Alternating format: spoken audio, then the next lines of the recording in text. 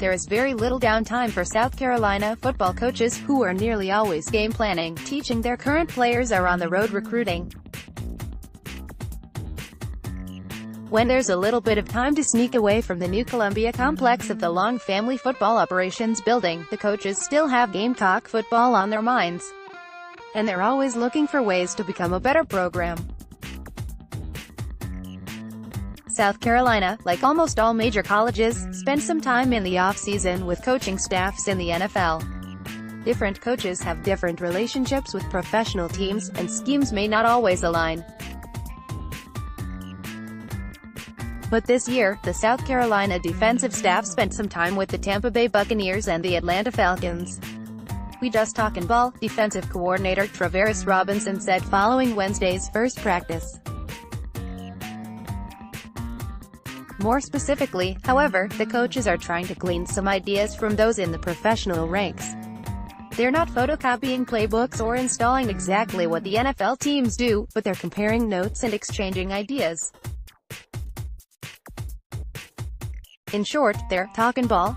We just share ideas. Some of the things that we do kind of match some of the pressures that we have, Robinson said.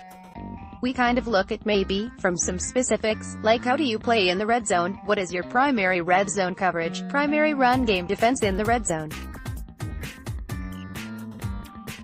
Just different things like that, sharing ideas and seeing if it fits. Sometimes it doesn't fit. We're not going to change our philosophy. What we think, that's not going to happen, but maybe a couple of tweaks and how we're doing some things. Maybe the technique is different, but just share ideas that way. South Carolina head coach Will Muschamp, entering his third year leading the program, has a strong relationship with Falcons head coach Dan Quinn.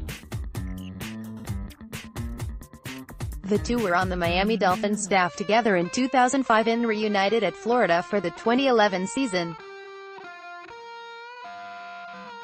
The Gamecocks are multiple on defense, but typically like to play man coverage on the outside when the personnel on the roster affords them biddability.